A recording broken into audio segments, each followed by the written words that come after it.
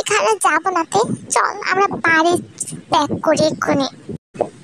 মানে কি তুই কি বলছিস বুঝতে পারছিস? এতগুলো টাকা দিয়ে আমরা এখানে এসেছি আর ব্যাপার না দেখে এখান থেকে চলে যাবো?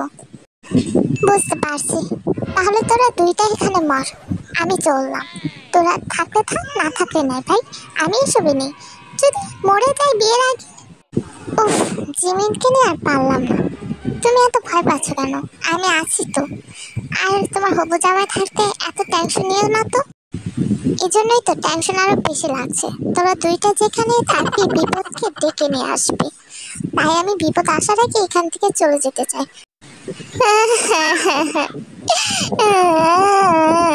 আমার কত স্বপ্ন ছিল ব্যাপার দেখার, কিন্তু তোর জন্য মনে হচ্ছে আর স্বপ্নটা পূরণ হবে না। তোর জন্য এখন আমাকে বাড়ি ফিরে যেতে হবে। শান্তি হয়েছে তোমার? দিলে তো মেয়েটাকে কাঁদিয়ে। সব বিষয়ে এতটা ভয় পাও কেন তুমি?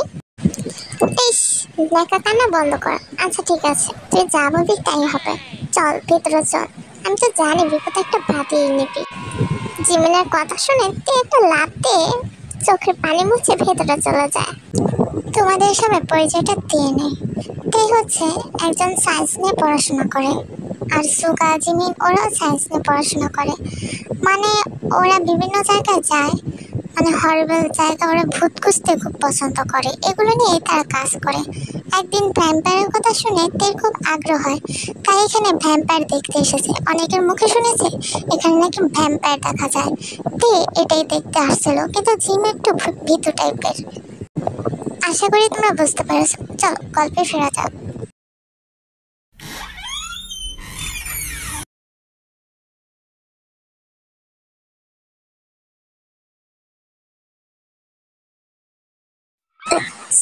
সুগা দেখো, আমরা ভিতরে ঢুকতে মন বলে কিভাবে আপনা আপনি নিভে গেল। আয়ো ম্যাট জিমিন, বাহিরে অনেক বাতাসের জন্য হয়তো বা এমনটা হয়েছে, এতে ভয় পাওয়ার কিছু নেই। তে হাঁটতে হাঁটতে উপরের রুমটা চলে গেল। জিমিন আর সুগার থেকে অনেকটা দূরে চলে গিয়েছে। তের কাছে মনে হচ্ছে কেউ একজন তাকে খুব দেখছে, কিন্তু আশেপাশে কাউকে দেখতে পাচ্ছে না। আর মনে হচ্ছে কানের কাছে ফিস ফিস করে কে যেন কিছু একটা বলতে চাইছে। কেন জানি না মনে হচ্ছে কেউ আমাকে ফলো করছে।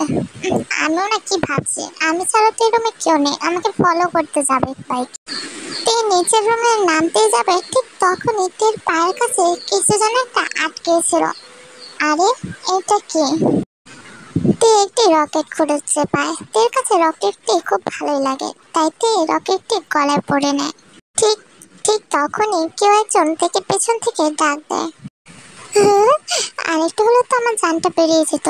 এভাবে ভূতের মতন কেউ এভাবে দাঁড়িয়ে থাকে? আমি দুঃখিত, আসলে আমি বলতে চাইছিলাম আপনাদের সময় শেষ হয়ে গেছে, এখন আপনাদের এখান থেকে যেতে হবে। হ্যাঁ, আরেকটা কথা, আপনারা এখানে কোনো জিনিস শোন নাই তো? না মানে আসলে আপনারা মডার্ন যুগের মেয়েরা আমার কথা বিশ্বাস নাও করতে পারেন। আমরা শুনে আসছি যে এখানকার জন্য ছিল নাকি ভ্যাম্পায়াররা জেগে যায়। লাইক সিরিয়াসলি, এসব আজকাল কেউ বিশ্বাস করে নাকি? কিন্তু আপনার চোখটা কিন্তু সেই ছিল। চুপ কর ঢালা মিলে, অনেকক্ষণ ধরে তোর ফাজলামা দেখছি। আরেকটা কথা বললে সোজা মঙ্গল গ্রহে পাঠিয়ে দেব।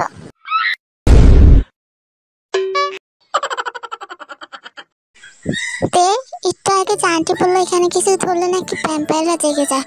তুই আবার এখান থেকে কিছু ধরস নাই তো? সত্যি করে বলবই, বিপদ আবার বাজায় নিস না, তোদেরকে দিয়ে আমার একটু বিশ্বাস হচ্ছে না। এই জিমিনের কথা কি উত্তর দেবে জানে না। আমাকে দেখে কি তোর চোর মনে হয়? আমি কেন এখানকার জিনিস ধরতে যাব? ঠিক আছে, না ধরলে তো ভালোই। ঠিক আছে চল, এখন আমরা বাড়ি যাই, তোর ভ্যাম্পায়ার দেখা শেষ হলে। সুগা জিমিনার থেকে তাদের বাসায় দিয়ে আসে, তারপর সুগা সেখান থেকে চলে যায়। তেকে কেউ একজন ফলো করছিল। তে মনে হয়েছে যে এটা তার মনের ভুল, কিন্তু তের সন্দেহ ঠিক হয়েছে। এটা আর কেউই না, সে ছিল একজন ভ্যাম্পায়ার। 100 বছরের ভ্যাম্পায়ার ছিল সে। তের ভুলের কারণে ভ্যাম্পায়ারটি জেগে উঠেছে। 100 বছর ধরে সেখানে বন্দি ছিল, আর তের রকেটটা ছুঁতে ভ্যাম্পায়ারটা মুক্তি পায়।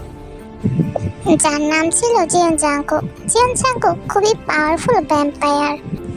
জংকুক বলতে শুরু করে, 100 বছর ধরে আমি এখানে বন্দি ছিলাম, বেরোতে পারছিলাম না, যার জন্য আমি অনেক পিপাসা। আজকে আমার পিপাসা তোমাকে দিয়ে মেটাবো। তে পাখি, আরেকটু ওয়েট করো যান। কি এমন আছে তোমার প্রতি আমাকে এতটা আকৃষ্ট করে তুলছে? ট্রেন্স। এতটুক কথা বলে জাংকুক একটি মুচকি হাসি দিল। তার হাসির পেছনে লুকানো ছিল এক রহস্যময় হাসি। অন্যদিকে তে ঘুমাচ্ছিল। তের কাছে মনে হচ্ছে কেউ তাকে স্পর্শ করছে, কিন্তু তে কিছুতেই চোখ খুলতে পারছে না। তে হঠাৎ একটি চিৎকার দিয়ে উঠল। তের চিৎকার শুনে জিমিন ঘুম থেকে লাফ দিয়ে উঠল। কি তে, কি হয়েছে তোর? তের চিৎকার শুনে বাড়ির সবাই জেগে যায় আর উপরের রুমে চলে যায় যে ব্যাপারটা কি হয়েছে দেখার জন্য। কি রে জিমিন, তের কি হয়েছে? আরে তের হাত কাটলো কিভাবে? আমি জানি না মা, আমরা দুইজন ঘুমাচ্ছিলাম, তেও ঘুমাচ্ছিল, কিন্তু তে ঘুমের মধ্যে চিৎকার দিয়ে ওঠে আর উঠে দেখি ওর হাতটা কেটে গেছে, কিন্তু কিভাবে কেটেছে আমি বুঝতে পারছি না। তোমরা বিষয়টা বুঝতে না পারলেও আমি বুঝতে পেরেছি, হয়তোবা ঘরে ইঁদুর তের হাতে কামড়ে দিয়েছে, যার জন্য তের হাতটা কেটে গেছে। নাহলে ঘরের ভিতরে দুজন ছাড়া তো তোরা কেউই নেই, হাত কিভাবে কাটবে? আমার তো এটাই মনে হচ্ছে। আমারও তাই মনে হয়। আমি দুঃখিত এত রাতে তোমাদের ডিস্টার্ব করার জন্য। মনে হচ্ছে ইঁদুরই কামড়ে দিয়েছে। আচ্ছা ঠিক আছে, তাহলে তোরা ঘুমে যা। জিমিন, তের হাতে ব্যান্ডেজ করে দেওয়া, আর তোমরা তাড়াতাড়ি ঘুমিয়ে পড়ো। কালকে সুগার বাড়িতে আমাদের মেয়েকে দেখতে আসবে। ঠিক আছে মা, তুমি টেনশন করো না, আমি তের হাতে ব্যান্ডেজ করে দিচ্ছি। অন্যদিকে জাংকুক বাইরে থেকে সবকিছু দেখছিল। ইস, জানটার খুব ব্যথা লেগে গেছে। তোমার রক্তের এত টেস্ট যে আমি নিজেকে কন্ট্রোল করতে পারিনি। সরি তে পাখি, আমাকে মাফ করে দিও।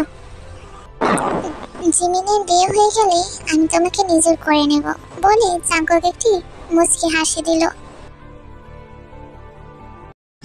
সুগার বাড়ি থেকে জিমিনকে দেখতে আসছে। জিমিন সবার জন্য চা বানাচ্ছে। ঠিক তখনই তে জিমিনের সাথে মজা করতে শুরু করে দেয়।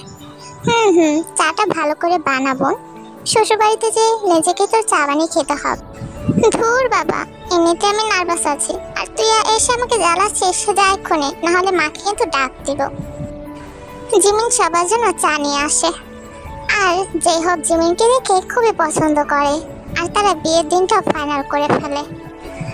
তো ভাবি এখন আমরা আসি, অনেকটা লেট হয়ে গেছে। তাহলে বৃহস্পতিবার ওদের এঙ্গেজমেন্ট আর শুক্রবার ওদের বিয়ে, ঠিক আছে? সুকা চলো। আই ধলা বিলাই, এখানে তোর সাথে কিছু পার্সোনাল কথা আছে। তোর বাবাকে বলতে একটু পরে আসবে। ইয়ে ড্যাড, তুমি বাড়ি যাও, আমি একটু পরে আসছি, আসলে আমার এখানে একটু কাজ আছে। আচ্ছা ঠিক আছে, বেশি লেট করো না বলে যে হোক সেখান থেকে চলে যায়। কি হয়েছে জিমিন, কি পার্সোনাল কথা বলবে বলো? এমন ভাব করছো যেন কিছুই বুঝতে পারছো না। আমার দিকে তো তাকানো তোমার সুযোগ হয় না। কি সুন্দর তোমার জন্য সেজেছি, শাড়ি পরেছি, চুড়ি পরেছি, চাও বানালাম, একটা থ্যাংক ইউ বা বলিও না আমাকে কেমন লাগছে।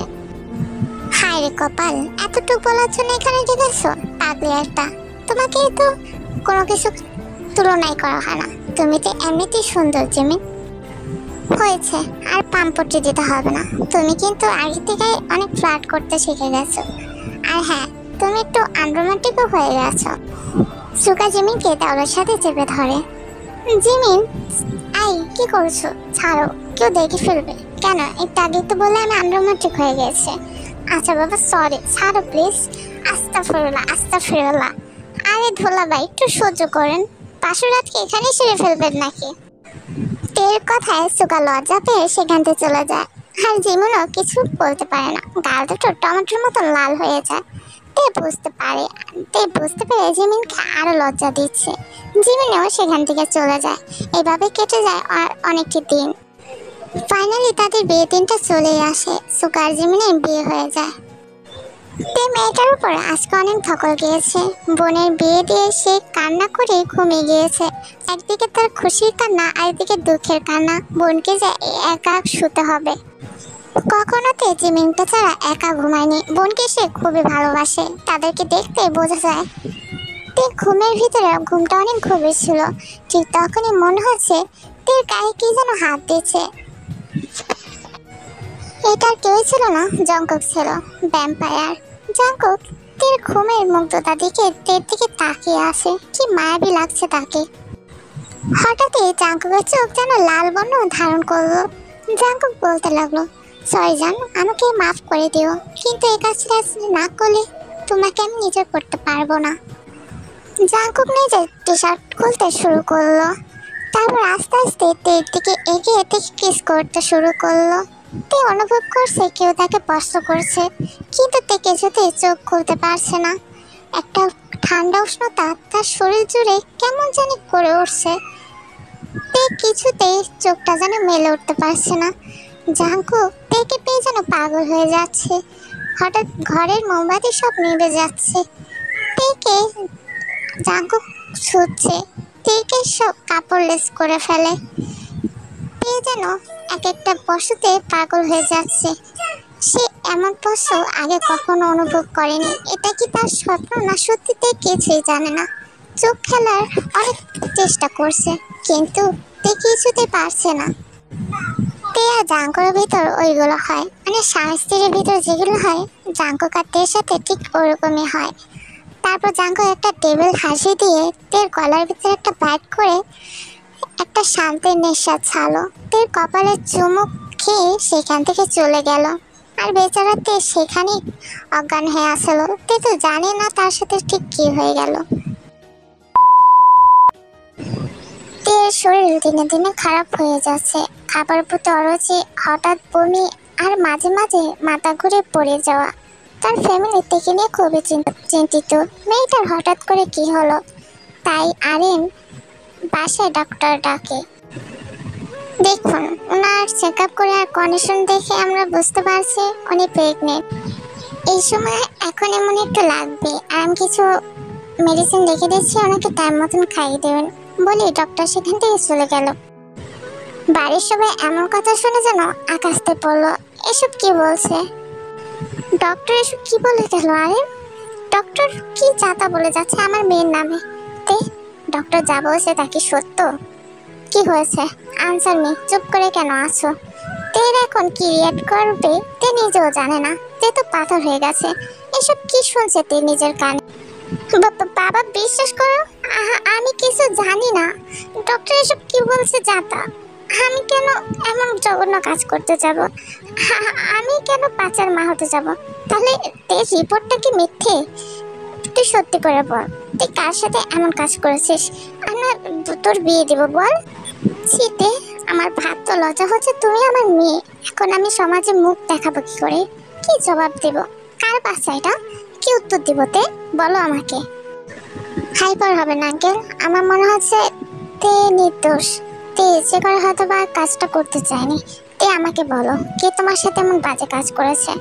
সুকা প্লিজ, তুমি তের সাইড নিও না। আমার তো লজ্জা করছে, তোর মতন মেয়েকে পেটে ধরেছিলাম। মা, তুমিও আমাকে অবিশ্বাস করছো? ঠিক আছে, তোমরা যখন আমার মুখের কথা কেউ বিশ্বাসই করছো না, তাহলে আমি আর এক্সপ্লেন দিয়ে কি করব? তোমাদের যা বাবার ভেবে নাও।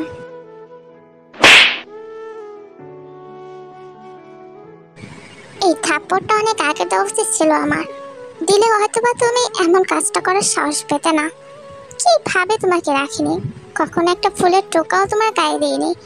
আজ তোমার এই জঘন্য কাজের জন্য তুমি নিজেই দায়িত্বে। জাঙ্কুক আর বাইরে দাঁড়িয়ে থেকে এসব দেখতে পাচ্ছিল না। তার প্রিয়তমার গায়ে ঠাস করে থাপ্পড়টা লাগার পর জাঙ্কুকের খুব খারাপ লাগে। জাঙ্কুক আর নিজের রাগ কন্ট্রোল না করতে পেরে তাদের বাড়ির সামনে যেই বলে, এই বাচ্চার বাবা আমি। কিছু বলতে হলে আমাকে বলুন, কিন্তু আমার স্ত্রীকে আমার সন্তানকে চোট পচানোর আপনার কোনো অধিকার নেই। আমি ওদের দায়িত্ব নেব, তাই আমাকে যা বলার বলুন। হাউ ডে ইউ, তোর সাহস হলো কিভাবে আমার মেয়ের সাথে আমার জঘন্য কাজ করার? ছি, তোর লজ্জা হলো না? তুই আমার মেয়ের সাথে আমার করার? প্লিজ আঙ্কেল, রাগ করবেন না। আমি আপনার মেয়েকে ভালোবাসি, আর আপনার মেয়েও আমাকে ভালোবাসে, আর আমি তার বাচ্চার বাবা। আর আপনি চাইলেও তেকে অন্য জায়গায় বিয়ে দিতে পারবেন না, কারণ কে বিয়ে করবে বাচ্চা সহ। তাই ভালো ভালো বলছি আমার স্ত্রীকে আমার কাছে বিয়ে দিন, আমি আমার সন্তানের দায়িত্ব নেব। আমি তো আর পালিয়ে যাচ্ছি না, আপনি খোঁজখবর নিয়ে দেখতে পারেন আমি খুব ভালো করে ফ্যামিলির ছেলে। আর এটা যদি বাহিরে জানাজানি হয় আপনার আমার কিছু হবে না, কিন্তু আপনার সম্মানটা ঠিক কোথায় যাবে ভেবে দেখেছেন? ঠিক তখনই আরেন জঙ্গলের কলারটা ছেড়ে দিল। ঠিকই তো, বাইরে যদি জানাজানি হয় আর এটা তাদের মেনে নেওয়া ছাড়া তার কিছুই নেই। তাই আরেম উপায় না পেয়ে জাঙ্কুকের সাথে তের বিয়েটা ঠিক করে। আর তে তো এসব দাঁড়িয়ে দেখছিল, তে বুঝতে পারছে না তার সাথে এসব কি হচ্ছে। আরেম আর দেরি করতে চাচ্ছিল না, ব্যাপারটা জানাজানি হওয়ার আগেই তেকে বিয়ে দিতে চাচ্ছিল। তাই সেদিনে কাজে ডাক দিয়ে জাঙ্কুকের সাথে বিয়ে দিয়ে দেয়। তের ছেলেটা ভালো লেগেছে না খারাপ লেগেছে তাকে এক্সপ্লেন করার কোনো সুযোগই দেয়নি। আর তাকে এটাও বলতে দেয়নি যে ছেলেটাকে সে চেনেই না, কোথার থেকে হুট করে এসে বলে বাচ্চার বাবা। তের কিছুই বুঝতে পারছে না, তার মনে অনেক প্রশ্ন। জাঙ্কুক বলে দিয়েছে তেকে বিয়ে করে সে বাইরের দেশে নিয়ে যাবে, সে এখানে রাখবে না। বাড়ির সবাই তের সাথে রাগ করলো, সবাই যখন শুনেছে তে বাইরে চলে যাবে সবাই কষ্ট লেগেছে। তে তার ফ্যামিলির সাথে কথা বলছে না। জাঙ্কুক তেকে গাড়িতে নিয়ে বসায়, আর তার ফ্যামিলি চোখে পানি পড়ছে। হাজারো কিন্তু নিজের মা, তে তো তার সন্তানই। জাঙ্কুক তেকে একটু পানি খেতে দেয়, অনেকটা দূরে গাড়ি নিয়ে এসেছে যাতে জাঙ্কুককে কেউ না দেখে। তে যখনই পানি খায় তে সেন্সলেস হয়ে সেখানে পড়ে যায়। আর এই সুযোগে জাঙ্কুক ডানা দিয়ে তেকে উড়ে ভ্যাম্পায়ার রাজ্যতে নিয়ে যায়।